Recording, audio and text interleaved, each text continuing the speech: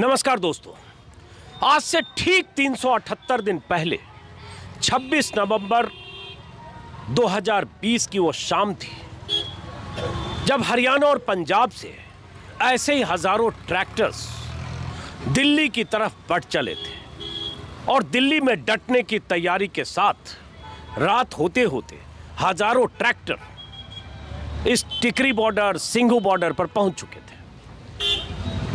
रास्ते भर रोकने की तमाम कोशिशें हुई।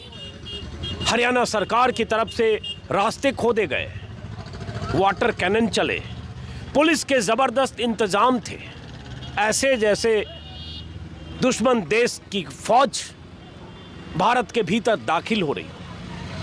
लेकिन तमाम उन इंतजामों को, रुकावटों को धता बताते हुए हजारों ट्रैक्टर यहां पहुंचे थे जहां मैं अभी हूं।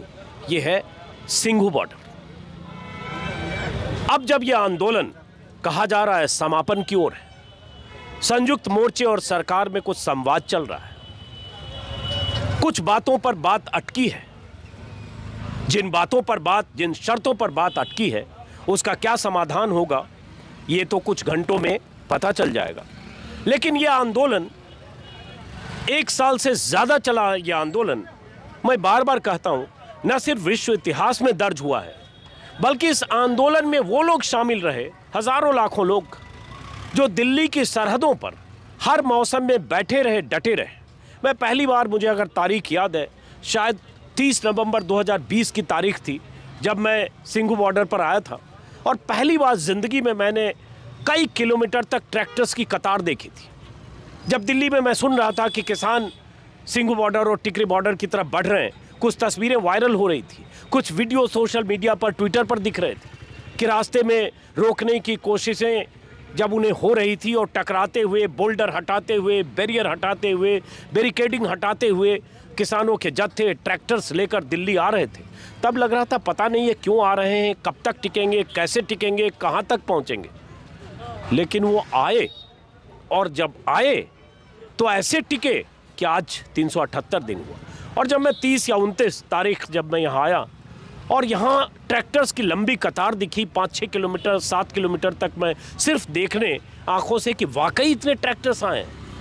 और इस हाईवे पर 4-4, 5-5, 6-6 लाइनों में ट्रैक्टर्स की कतारें थी। हर ट्रैक्टर पर कुछ राशन के सामान लदे थे, चावल, दाल, गेहूँ और खाने पीने के सामान। जब ये किसान चले थे, इन्हें में नहीं पता था कि शायद इन्हें 1 साल बैठना होगा या 1 साल से ज़्यादा बैठना होगा। लेकिन अगर महीनों बैठना पड़े तो इसकी तैयारी करके ज़रूर आए थे। अगर तैयारी करके नहीं आते तो आज ये 378 दिन नहीं होता और ये 19 नवंबर की वो तारीख नहीं आती जब प्रधानमंत्री मोदी को मजबूर होकर ये घोषणा न करनी पड़ती कि हम तीनों कानूनों को वापस लेते हैं। वो 3 कानून, जिन 3 कानूनों के खिलाफ पंजाब और हरियाणा के किसानों ने सबसे पहले विरोध प्रदर्शन और आंदोलन शुरू किया था। आंदोलन उन्होंने तभी शुरू किया जब अध्यादेश आया, लेकिन जब राज्यसभा में 20 सितंबर 2020 को कानून पास हुआ तो पंजाब के जिले जिले से आंदोलन और विरोध की तस्वीरें आने लगी थी। तब भी अगर मैं कहूँ, एक पत्रकार के तौर पर मुझे अंदाजा नहीं था कि आंदोलन ये शक्ल लेगा कि 1 साल तक हजारों लोग दिल्ली में बैठे रहेंगे। हर तरह का मौसम गुजरा, जाड़े में ये आए थे, 2-3 महीने दिल्ली की सर्दी जिसका अंदाजा आप लगा सकते हैं। मैंने देखा अलाव जलाकर बैठे, लकड़ी जलाकर बैठे हुए, तंबू कनात में किसी ढंग से जाड़े से बचने की कोशिश करते हुए। लेकिन सैकड़ों किसानों से जब भी मैंने बात की, मेरे ऐसे सैकड़ों वीडियो हैं, एक भी किसान कभी हताश नहीं दिखा। कितने दिन बैठेंगे, कब तक बैठेंगे, सवाल मैं 1 साल तक पूछता रहा। एक ही जवाब होता था कि जब तक ये काले कानून वापस नहीं आएंगे तब तक बैठेंगे।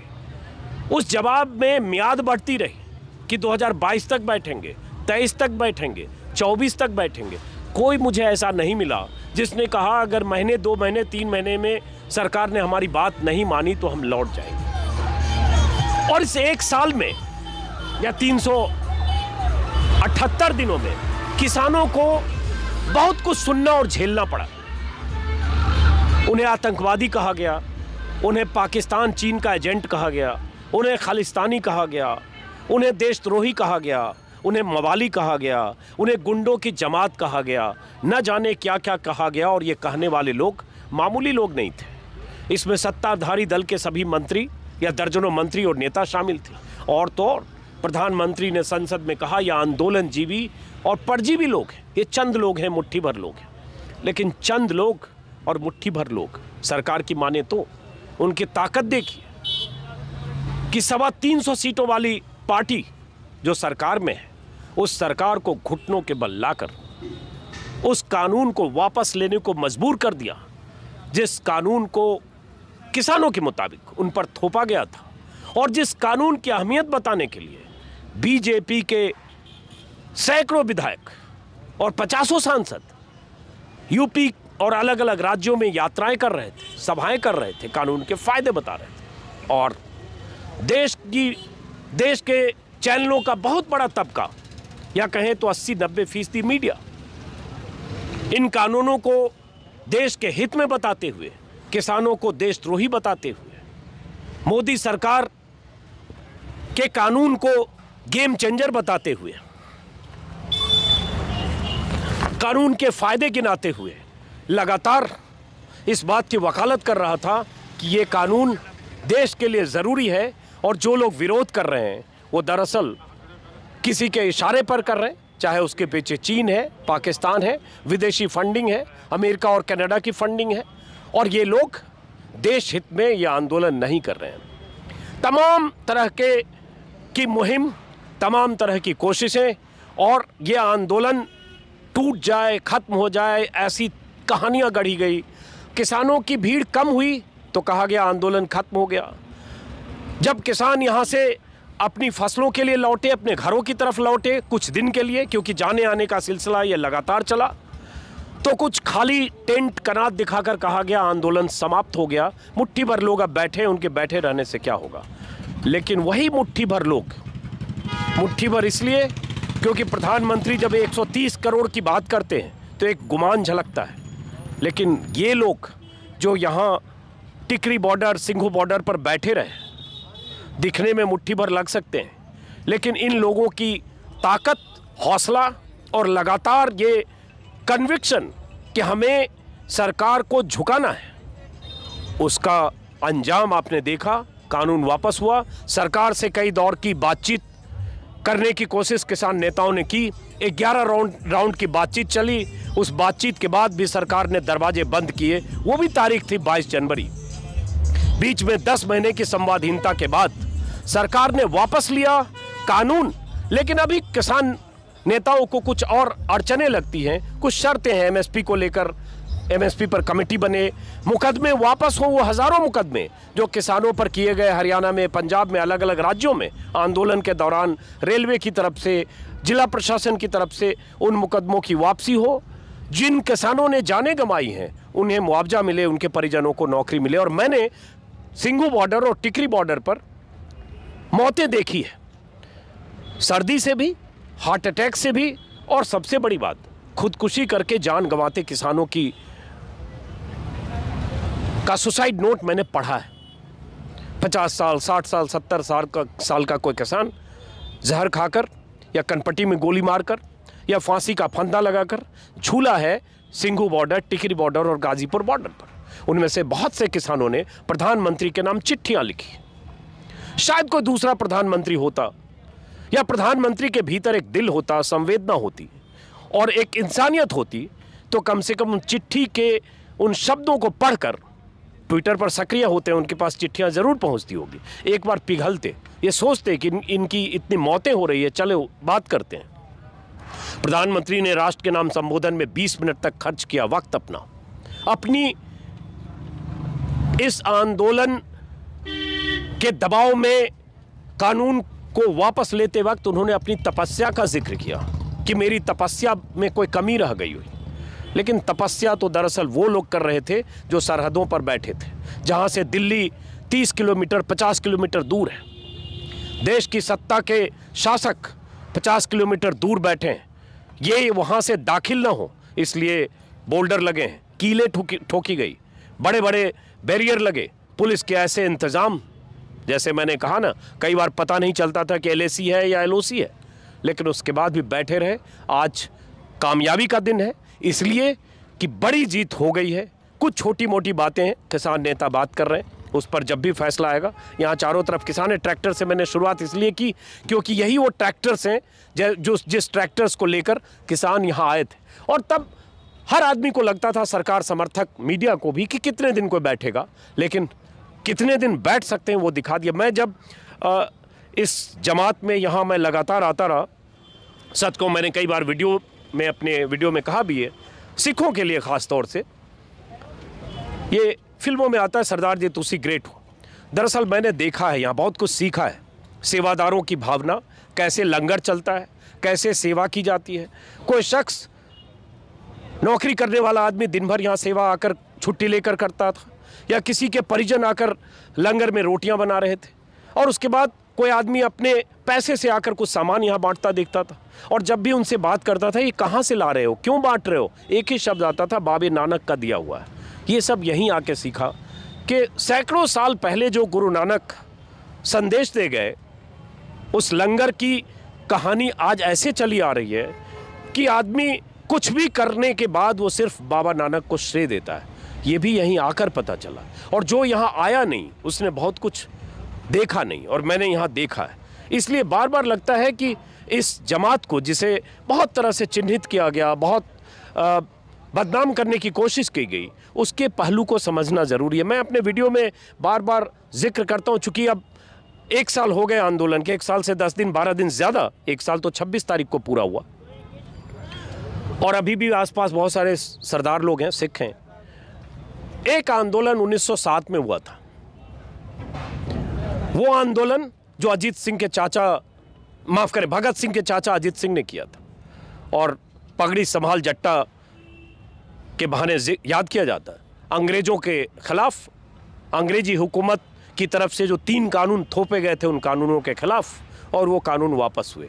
अब ये आंदोलन 1 साल से ज़्यादा चला, कानून वापस हो गए, लेकिन कुछ मामूली बातें हैं, कुछ पेच है जिस पर किसान नेता बात कर रहे हैं, बहुत सारे लोग हैं यहाँ। जब मैं आया तो पता, और एक बात, बहुत अलग अलग तरह के यहाँ ट्रैक्टर्स दिखेंगे, अलग अलग तरह के की ट्रॉलियाँ दिखेगी, अलग अलग तरह के पंडाल हैं, उसमें बड़े बड़े म्यूजिक बॉक्स हैं, नाचते गाते। चूँकि ये पंजाब का कल्चर है, वो नाचना गाना मस्ती करना, उसको भी उस समय बहुत प्रचारित किया गया कि ये लोग नाचने गाने वाले लोग हैं, मौज मस्ती कर रहे हैं, लंगर में मौज उड़ा रहे हैं, रोटियां खा रहे हैं, इन्हें क्या फ़र्क पड़ता है, ये आंदोलन नहीं कर रहे। दरअसल ये दिल्ली में आकर ऐसे ही मस्ती कर रहे हैं, कुछ दिन में चले जाएंगे, लेकिन वो टिके और कानून वापस हुआ। अभी मैं यहाँ आया तो मुझे एक सज्जन मिले, जरा आइए, क्योंकि मैं टिकरी बॉर्डर और सिंघू बॉर्डर पर बहुत सारे ऐसे लोगों से मिला जो 1 साल से ज़्यादा वक्त से यहाँ बैठे हैं। 26 नवंबर को आए, बीच में ऐसे लोग भी हैं जो कुछ दिन गए, वापस आए, फिर गए, फिर आए।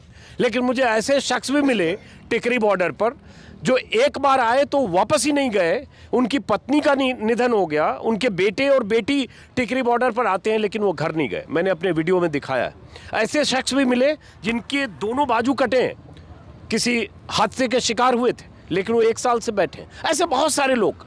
और जब ऐसे लोग किसी आंदोलन की ज़मीन को मजबूत करने के लिए बैठ जाएं, तो समझिए उस आंदोलन का अंजाम यही होता है। शायद सरकार को इसका अंदाज़ा नहीं था, मीडिया को तो बिल्कुल नहीं था। सच कहूँ तो मैं यहाँ लगातार आता रहा, मुझे भी नहीं था कि क्या 1 साल तक बैठे रहेंगे। ये सवाल पूछते पूछते पूछते 50 वीडियो में हर बार मैं पूछता था। और बीच का वो दौर भी आया, जून जुलाई अगस्त, जब लग रहा था कि सरकार की तरफ से बिल्कुल सन्नाटा है, गर्मी है। वो वक्त भी है जब किसानों की तादाद भी थोड़ी कम है, कहीं हताश तो नहीं होंगे, लेकिन 5 आदमी भी अगर कहीं मिले तो उसमें हताशा नहीं झलकती थी। और यही अंदाज़ा सरकार को देर से हुआ कि ये जाने वाले नहीं हैं, और तब कानून वापस। जैसे अभी ये मिले, इन्होंने बताया ये भी पहली बार 26 नवंबर से आए थे। हाँ, 26 नवंबर को आए थे। हाँ जी, 26 नवंबर पिछले साल। हाँ जी, हाँ पिछले साल आए थे। वो बाद हम साल तो उत्ते हो गया कि समाप्त करके जावांगे, जो साढ़े परचे वापस होंगे सारे किसानों के, फिर जावांगे, नहीं असीं उदों नहीं जाते। मोदी सरकार वापस लेगी, फिर जावांगे उदों। हाँ, सारे पर्चे वापस होंगे तब जावेंगे। कहाँ से आए थे आप? कहाँ से आए हो? कहाँ के रहने वाले हो आप? असीं सिंघू बॉर्डर में रहने। नहीं, पंजाब में। पंजाब में फतेहगढ़ सन्ना, पिंड फतेहगढ़ सन्ना रहने जी, फतेहगढ़ के रहने वाले हैं। और यही लोग जो इस कन्विक्शन के साथ आए थे कि जब तक कानून वापस नहीं होगा तब तक नहीं जाएंगे, कानून वापस हुआ तो मुकदमे की बात है। इसलिए कि मुकदमे 40 से 50 हज़ार मुकदमे किसानों पर ठोके गए, दर्ज किए गए, इसलिए इन्हें लगता है कि मुकदमे वापस होने चाहिए। यहाँ और कोई है? मैं एक बात बताना चाहता हूँ जी, मैं बताना चाहता हूँ, यहाँ पर ऐसे भी व्यक्ति हैं, एक व्यक्ति है, आप जाकर देखेंगे, उन्होंने आज तक कभी किसी को इंटरव्यू भी नहीं दी, किसी को कैमरे के आगे भी नहीं आए। वो ऐसे व्यक्ति हैं, निहंग सिंह है, अगर आप सिंघू बॉर्डर के नेड़े जाएंगे, वो 4.25 साल से दवाई कारोबार कर रहे थे, बहुत अच्छा कारोबार था उनका। वहाँ से आए, अमृतसर एयरपोर्ट पे उतरे, उनके 3 बेटियां परिवार है, उन परिवार को बिना मिले वो सीधा यहाँ पर आ गए और 1 साल से घर नहीं गए। उनके घर वालों ने, बच्चों ने पूछा कि आप क्यों नहीं घर गए, तो उन्होंने साफ बताया कि बेटा मैं जे घर के लिए आता तो मैं घर जाता, मैं आंदोलन के लिए आया हूँ, मैं यहाँ पर बैठा हूँ। आज 1 साल 12 दिन हो गया वो यहीं बैठा है। कभी भी किसी ऐसे पता ही नहीं कितनी शख्सियत हैं जिन्होंने अपना नाम पहचान छुपाई हुई है, मगर इस आंदोलन को बड़ा करने के लिए अपना योगदान डालते आ रहे हैं और हम आप सभी का आभारी हैं। हमारे पास जब कई ऐसे मीडिया है जो सिर्फ प्रचारक बीजेपी की है, हम उनको भगाते हैं और आप भर के पत्रकारों को हम सलूट करते हैं, एनडीटीवी आप भर के पत्रकारों की इज्जत करते हैं और चाय पानी पूछते हैं, सत्कार करते हैं, और दूसरों को जो अच्छा काम करेगा उसके तो सलाम होगा ही होगा। जो आपने एक बात कह दी कि चाय पानी पीते हैं, सत्कार करते हैं। देखिए मैं तो ऐसे अपना खाना घर से लेके आता हूँ, लेकिन जब जैसे आपका वीडियो होगा ना तो नीचे लोग लिखेंगे ये बंदा तो रोज लंगर खाने वहाँ जाता है। मुझे भी लोग कहते हैं कि तू तो नहीं, मैं अपनी बात करूं, मुझे लोग गालियां देंगे कि तू तो रोज जाता है वहाँ लंगर खाने, फ्री का खाना खाने। तो दोस्तों मैं पहले तो लंगर में खाना किस्मत होती है वही लंगर का खाएगा, और मैं मानता हूं कि मैंने हालांकि कम खाया, लेकिन फिर भी लंगर भी यहाँ की खासियत रही कि आदमी 50 लोगों के लिए बन रहा है चाहे 200 लोगों के लिए, उसमें जो स्वाद होता है ना वो स्वाद कमाल का है, वो मैंने खाया है। चलिए खैर, मेरे पे पर्चा हुआ था जी शिमला में, शायद आपने न्यूज़ देखा होगा कि शिमला में कुछ लड़कों को रिज पे पकड़ा गया था। तो वहाँ हमें बोला गया कि हम तो बड़ा शांतमय आंदोलन कर रहे थे, तो हमें बोला गया कि आप यहाँ पर 3 आदमी भी नहीं रुक सकते। इतनी डिक्टेटरशिप थी, इतने हमें वहाँ पर धक्के मारे गए पुलिस द्वारा, 500 पुलिस द्वारा हमें घड़ीसकर थाने में ले गए। तो वहाँ पर हमारे पे FIR दर्ज की गई, फिर शाम को हमने जमानत कराई और हम इस आंदोलन में वापस आए। तो मतलब ये सरकार ने ज़्यादा लोकतंत्र तो इसने ख़त्म कर दिया था, डिक्टेटरशिप की है टोटली। क्योंकि हमने आपने भी देखा, बात दुख की ये है कि मीडिया ने नहीं दिखाया, बहुत कम ऐसा मीडिया था जिन्होंने एक सच्चाई दिखाने की कोशिश की है जैसे आप दिखा रहे हो। तो ये जो हमारा ये आंदोलन है इसकी प्राप्ति ये है कि इसने दुनिया को बता दिया है कि सच के आगे अगर हम यूनिटी के साथ अगर हमारा देश खड़ेगा तो किसी भी सरकार को झुकाया जा सकता है। हाँ, एक यूनिटी की बात की तो भाईचारा, इस आंदोलन ने भाईचारा भी सिखाया कि कैसे भाईचारा होता है। एक तंबू बगल में है, वो पंजाब के किसी ज़िले का है, दूसरा टेंट कहीं और का है, बगल में हरियाणा का लगा हुआ, फिर कहीं और का है, और सब कैसे मिलजुल कर 1 साल से ज़्यादा वक्त तक रहे, एक दूसरे की मदद करते रहे, एक दूसरे के काम आए होंगे, और अपना खाना और दूसरे के खाने में कोई फ़र्क नहीं रहा। जहाँ मैं हूँ, चूँकि यहाँ देखने वाली चीज़ ये भी है, तरह तरह के ट्रैक्टर्स और तरह तरह के इंतज़ाम। अभी मैं आया तो देखा एक ट्रॉली यहाँ लगी हुई, और ये ट्रॉली जो है यहाँ से वहाँ तक कितना मीटर होगा पता नहीं, 50 फीट है, 50 फीट ट्रॉली है, 50 फीट के ट्रॉली, 50 फीट लंबी है। और इसके जो टायर देखेंगे, जो भी ट्रक का टायर होता है उससे 10 डबल चौड़ा है। ट्रक वाला ही है जी, ट्रक वाला ही, ट्रक से भी चौड़ा, वैसा ट्रक का नहीं होता है। तो ये ट्रॉली कहाँ की है? मैं आपको बता दूं, वाहिगुरु जी का खालसा वाहिगुरु जी की फतेह। ये जो सेवा संस्था है ये महाराष्ट्र की संस्था है, गुरुद्वारा लंगर साहब श्री हजूर साहब नांदेड़ महाराष्ट्र की, और उन महापुरुषों को ये ट्राली इस आंदोलन के लिए सेवा में दी गई है। हमारे USA में जो सेवादार रहते हैं उन्होंने चेचे तौर पर ये ट्राली बना के इस सिंघू बॉर्डर पर भेजी है, गुरुद्वारा लंगर साहब को भेंट की है। चलिए, तो ये सेवादार इस तरह से भी मदद करते रहे इस आंदोलन की। आप कुछ बीच में कहना चाहते पीछे? हम एक ही मैसेज देना चाहते हैं, हमने तो इस लड़ाई को बहुत करीब से देखा, और करीब से क्या हम पहुंच भी गए जीत के करीब हम, और सरकार मांगे मानेगी। हम लोग भारत के लोगों को यही कहना चाहते हैं कि जो PM होता है ना वो देश का होता है, ना कि किसी पार्टी का होता है, पूरे देश का होता है, उसको सभी को बराबर समझना चाहिए। और आप मोदी को देश मत समझो कि RSS और जो BJP है यही देश है। अगर मोदी रहेगा तो देश रहेगा, देश था देश रहेगा। और जो हमारे ऊपर इन्होंने आवाज़ उठाई कि ये खालिस्तानी है, कोई कैसे है वैसे है, हम उसका जवाब दे चुके हैं इनको।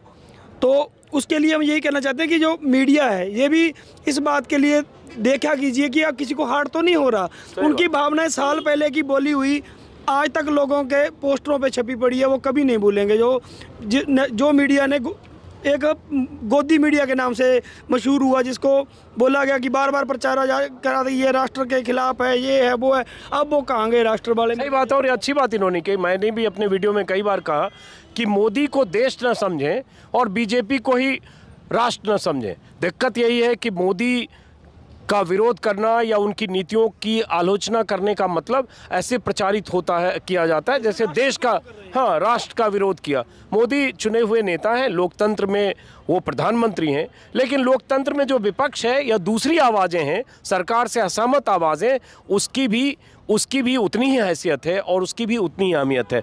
जी सर, मैं कर्नाटक से हूँ सर। मैं आप जिस तरीके से जो बता रहे थे, जो आंदोलन में जो हालात हुए, सरकार किस तरीके से इस आंदोलन को कुचलने की काम की थी, उस पर मैंने कविता लिखा हूँ सर। अच्छा, तो उस कविता को मैं पढ़ना चाहूँगा। हाँ जी, कविता की शीर्षक जो है आंदोलनकारी। बंद करो तानाशाही वरना आंदोलन का बाढ़ आ जाएगा। बंद करो तानाशाही वरना आंदोलन का बाढ़ आ जाएगा। बंद करो जोर जबरदस्ती वरना खिला हुआ कमल मुरझा जाएगा। तुम करो तो वो आंदोलन हो जाएगा, पराये करेंगे तो वो कैसे पर आंदोलन बन जाएगा। चाहे तुम कितने भी कील और कांटे रास्तों में लगवा लेना, तुम किसान आंदोलन को रुकवा न पाओगे। चलिए, अब तो किसान आंदोलन को कामयाबी मिल गई। मैं चूँकि इस वीडियो को मैं ख़त्म करूँगा, अब लंबा वीडियो हो गया है। और जैसा कि मैंने कहा कि इस आंदोलन ने बहुतों को बहुत कुछ सिखाया।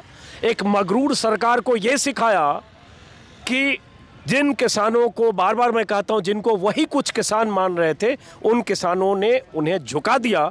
तो सरकार को झुकना सिखाया और बहुत सारे किसानों को ये दिखाया कि आप एकजुट होकर अगर लड़ते हो तो मजबूत सरकार से भी, जिस सरकार को, जो मगरूर सरकार हो, उसे भी आप झुका सकते हो। और साथ में भाईचारा, मोहब्बत, और जो यहाँ आकर 1 साल तक एक तरह से गांव बसा रहा, उस गांव में जो लोग आए कि कुछ न कुछ अलग किस्म का तजुर्बा लेकर जरूर गए। फिलहाल इस वीडियो को ख़त्म करता हूँ, और जब किसानों की यहाँ से रवानगी होगी, जब भी, तो उस रवानगी के वक्त तरह तरह के किरदार जो मुझे मिलेंगे और जो अब तक 1 साल में मिले हैं, उन सब से आपकी मुलाकात कराऊँगा। फिलहाल नमस्कार।